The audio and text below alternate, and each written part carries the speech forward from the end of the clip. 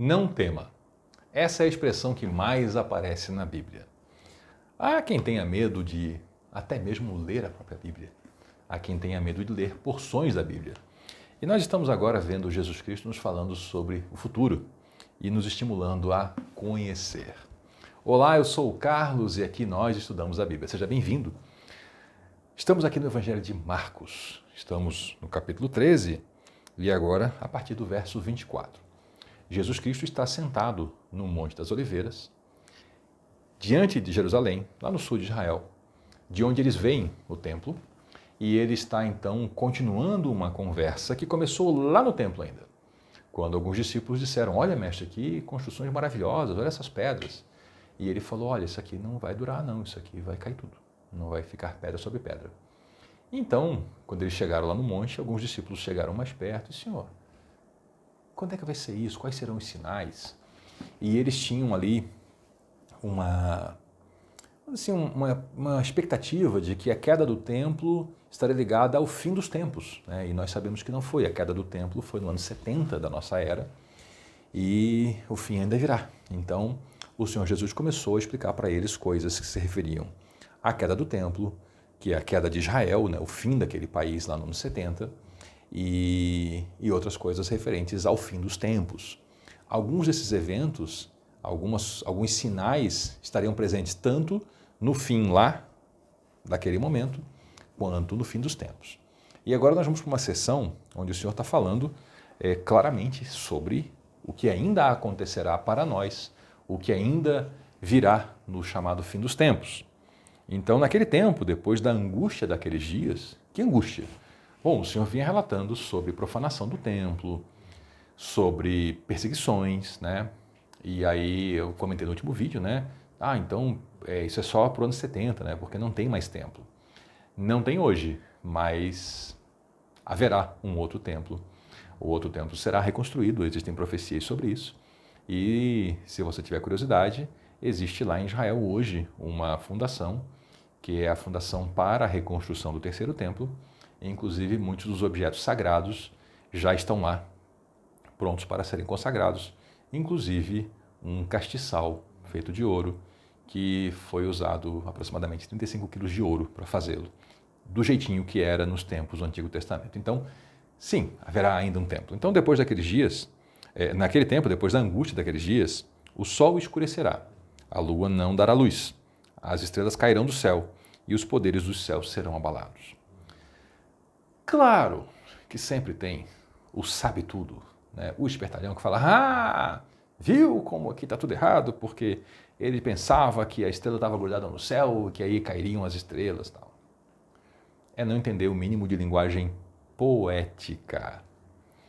O sol e a lua escurecendo, hoje, no nosso tempo, em que nós já passamos, se você passou também pela década de 80 e você passou por aquele medo que nós vivemos de uma devastação nuclear, em que se falava, por exemplo, do inverno nuclear, né? Em que a poeira seria tanta que não se veria o sol e a lua e as estrelas. Bom, algumas coisas começam a fazer mais sentido, né? O que significaria as estrelas caindo do céu e os poderes do céu abalados? A expressão estrelas também se refere a poderes celestiais, a anjos, também se refere a demônios. E fora isso, nós temos também a existência hoje muito bem documentada de meteoritos que também são vistos como estrelas, têm a aparência de estrelas e caem do céu. Então, tudo isso aqui pode estar junto na descrição dos eventos do fim. Então, e só então, todos verão o Filho do Homem vindo nas nuvens com grande poder e glória. Veja aqui. Depois de perseguição, morte, destruição, talvez um estado de quase que uma convulsão final da natureza, onde nem mesmo se enxerga o sol e a lua. Então, todos, não alguns, todos verão o Filho do Homem. Filho do Homem é uma expressão antiga que se refere ao próprio Jesus Cristo, vindo sobre as nuvens com poder e glória. Então, não é aquilo que, ele está ali, ele está lá, esse aqui é o Messias. Não, quando ele vier, todo mundo vai ficar sabendo. Ele enviará seus anjos para reunir seus escolhidos de todas as partes do mundo, das extremidades da terra às extremidades do céu. Ele está dizendo, olha, quando Jesus voltar, Jesus está dizendo isso, né? Quando ele voltar, todo mundo vai ver e ele vai mandar o seu grupo, o seu exército de anjos para recolher as pessoas que são deles, de todas as partes do mundo, não importa onde estejam. E o Senhor fala assim, agora, aprenda a lição da figueira. Aqui eu peço sua atenção. Aqui tem algumas metáforas interessantes e algumas têm sido muito mal interpretadas. Aprenda a lição da figueira. Quando surgem seus ramos e suas folhas começam a brotar, vocês sabem que o verão está próximo. Lá no Oriente Médio, de fato, quando tem uma árvore, uma figueira, uma árvore que dá figos, e que ela começa a ter folhas e começa a ter ramos, as pessoas já sabem assim, está chegando o verão. Hoje é moleza, a gente tem calendário até no relógio, no celular, né? Mas naquela época, uma época de agricultura, as pessoas realmente observavam as coisas, né? E aí quando se via a figueira começando a brotar, opa, está chegando o verão. Da mesma forma, ele está dizendo, da mesma forma que vocês conseguem enxergar na figueira a vinda do verão, observem esses sinais. Quando tudo isso acontecer, aí vocês sabem que o tempo está muito perto, o tempo já está na porta. Vejam que lá anteriormente, nesse mesmo capítulo, ele falou, olha, quando vocês ouvirem falar de guerras e rumores de guerra, é só o começo, não é o fim ainda não. Aqui ele está dizendo, olha, quando vocês virem tudo isso tendo acontecido, aí sim é o fim. Aí sim está chegado o tempo, já está na porta. E o Senhor fala aqui, eu lhes digo a verdade, essa geração certamente não passará até que todas essas coisas tenham acontecido. O céu e a terra desaparecerão, mas as minhas palavras jamais desaparecerão. E aí fica então as buscas por interpretação. O que quer dizer essa geração? Bom, obviamente, não era aquelas pessoas que estavam ali ouvindo Jesus. Essas passaram. Há uma interpretação, bem comum até, que diz o seguinte, bom, a figueira na Bíblia, ela é muitas vezes usada como metáfora para Israel, né? Então, quando Israel florescer, está perto. Israel floresceu em 1948, quando voltou a existir oficialmente como um país. Então, tem gente que pensa assim, bom, então, quando morrer todo mundo, ou antes de morrer todo mundo que estava vivo em 48, Jesus volta. Então, essa é a geração. E isso, veja que são tentativas de a gente contar o tempo e determinar quando é que Jesus volta. Lembra que ele falou em outra ocasião que ninguém sabia o tempo? Nem os anjos, nem o filho, mas só o pai. E aí a gente está aqui tentando calcular quando é que ele volta. O problema, gente, é que tem uma questão de tradução aqui.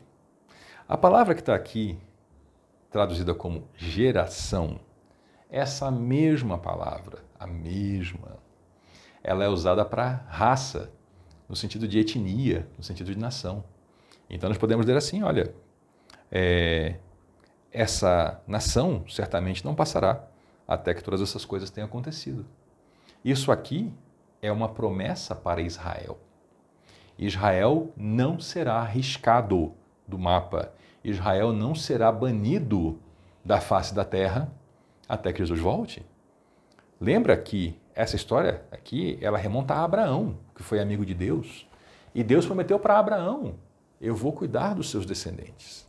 E aí vem então a nação de Israel, descendente de Abraão. E o Senhor sempre prometeu, Israel não será arriscado da face da terra. E aqui Jesus está reafirmando, essa nação, essa raça, não passará até que tudo isso se tenha cumprido. E olha que tentaram exterminar Israel.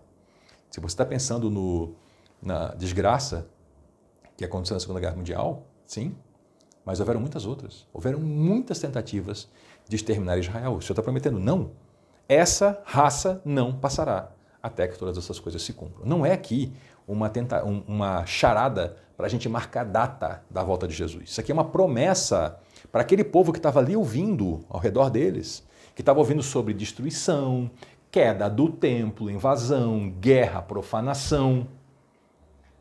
Isso tudo vai acontecer, mas vocês não serão riscados da face da terra. Era uma promessa, não era uma charadinha para a gente marcar a data.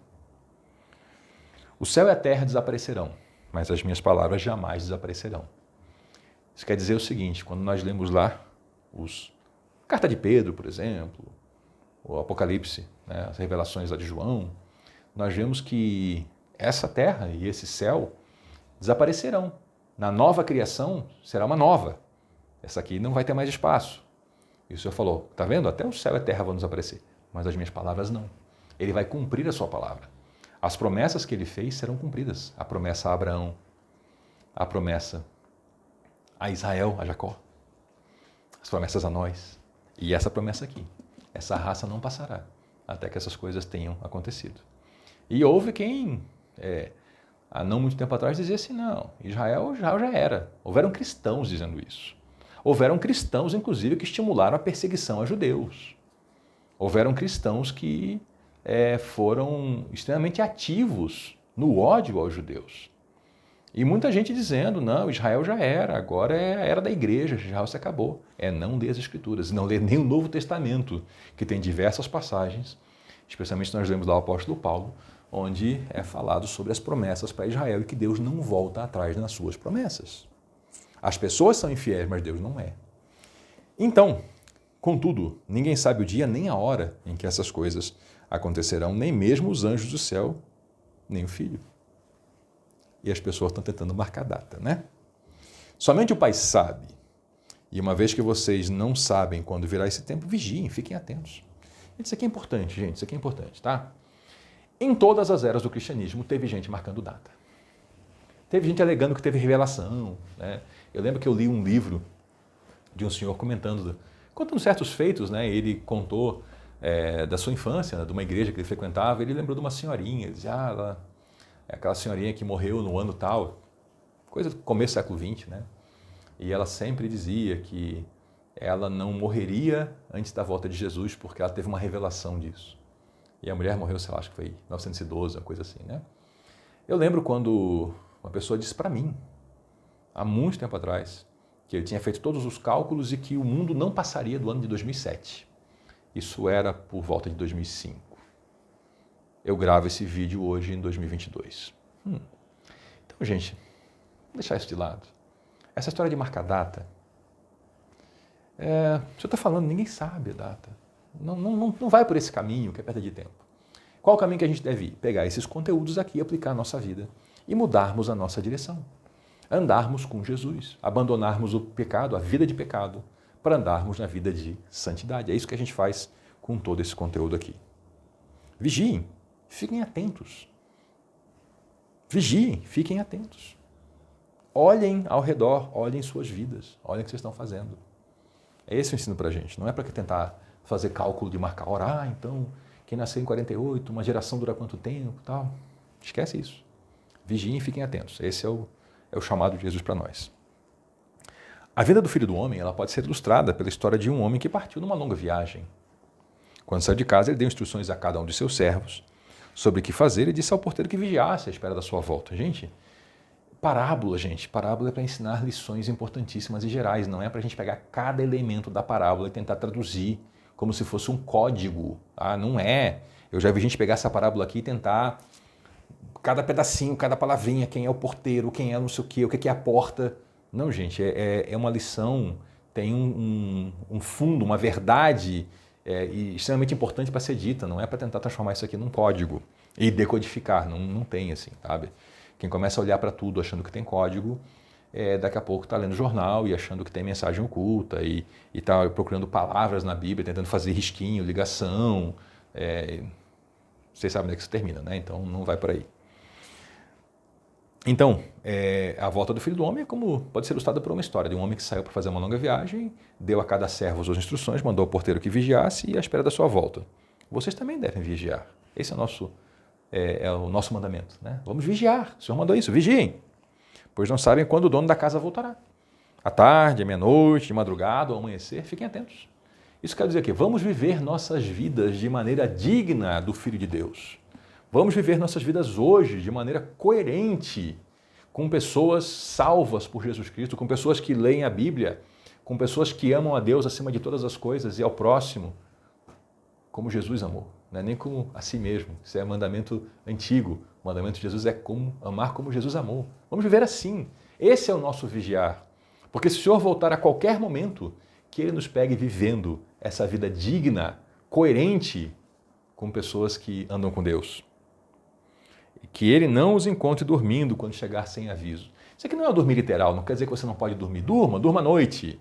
Mas é esse dormindo assim de não estar vivendo a vida acordado, a vida correta, a vida de Jesus, a vida em Jesus. É esse sentido.